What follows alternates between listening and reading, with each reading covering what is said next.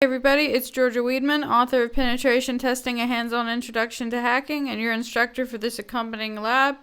So as we finish up post-exploitation, we're looking at persistence. So, we don't want our interpreter session to die or something, and then we lose access to our system. We may or may not be able to re-exploit it. If we did something like phishing, probably not. So we're going to look at a couple ways of getting persistence. For this one, it gives us credentials. So, we're simulating, we've already exploited it. So we log in as student and password, and we're going to create basically a scheduled task. Well, in Linux, we call it Crontabs. So we're going to basically set up something that runs periodically for us and, gives us, we could do something like, have it, throw us a shell, or we could put like meterpreter well, I guess not .exe, but meterpreter.elf or something on there and have it run that periodically. But, we'll get the point of it, I guess. Let's actually do it. All right, so IP adder. And here we are. Targets.3. So let's SSH as student. So let's use the credentials it gave us at .3. Yes. Password 1. Or is it password or password 1? Password. Okay. So what we want to do for this one, so if we cat out Etsy cron tab, this is the just cron tab setup. So basically it has run monthly or hour, minute, there we go, minute, hour, day of the week, day of the month, I'd have to look up entirely. But basically, set things to run daily, weekly, monthly. So if you want to have scheduled tasks, this isn't necessarily just, for exploitation. If you want to run things periodically, we want to run like our antivirus. We saw that CH rootkit in a different one where we did privilege escalation. It was running periodically. This is just how we schedule tasks. You can do the same sort of thing on Windows. But, it's a good way to get your persistence is basically have it, give you your abilities to get back if you lose them by having them run periodically. Again, we could run an executable that throws us a shell or something like that. Some versions of Netcat, I think most of them have taken it out by now, but some versions of Netcat like have an execute -e option, so you could do like Netcat push back a shell and do bin bash. So when it connects, it executes bin bash, and then you basically have a backdoor. Again, we could do, a meterpreter payload with MSFinum.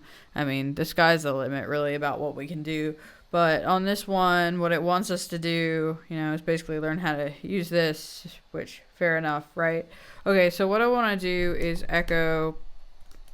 This is another way to write to a file. I've always just been using VI, which I guess I should have been using echo since VI and I are not particularly friends. So we just basically want this to run constantly. So I'm going to put in 5,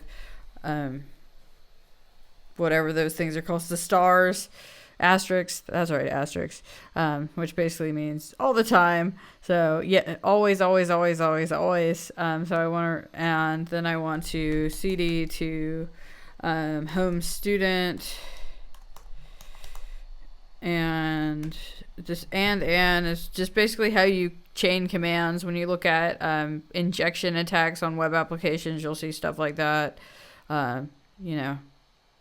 Break out of the command you're in and execute other commands that the web developer didn't intend. But I'm getting a bit ahead of myself. So anyway, we're just chaining 2 commands together. And then if you don't know about this in Python, you really should, because it's real simple to make an HTTP server. You basically just say simple HTTP server and it will serve files, which can be a real lifesaver, not just in hacking, in programming, in life. It's always nice to be able to have a web server. So, Python-m simple HTTP server will make a simple HTTP server, on the fly for you. So, regardless of what you learn about cron tabs, learn about that. And we're going to output that text into a file. I'll just call it cron. You can call it whatever. And so if we cat out cron, sure enough, we've got our 5 stars. We're changing directories into home student because that's where the flag is.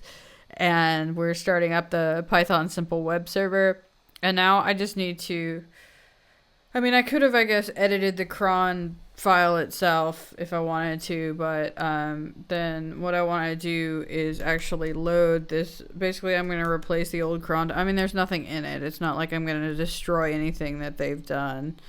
So crontab-I, and I want to load cron, and now if I do a crontab-L for list, that's my crontab file now. So there is one other thing you have to do on this one. You have to remove the wait file, basically. This thing would just be constantly trying to do what it needs to do. Or I'm not entirely sure what the wait file does. If I cat out wait, it just says delete this file. So basically it's something in the background is waiting to trigger this. And it's making sure that file is not there. So in real life, that wouldn't be there, but this is a lab. So basically to make the lab behave or cost less money, or I'm not entirely sure, it's not going to trigger until the wait file is gone. So remove wait, and that will close our connection. And it's going to start up that server.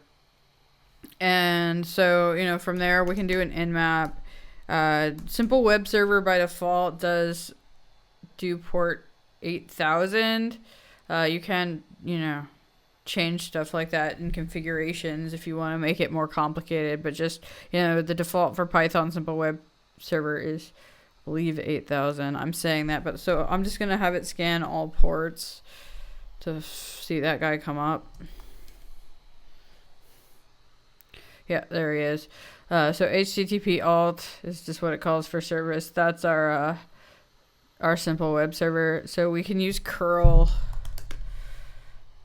You could use wget, just some way to pull down things. So if we curl and, it's HTTP and IP address, which is a .3 and port 8000, it'll show you cron, and which is what we created, and flag.text. So we would want to curl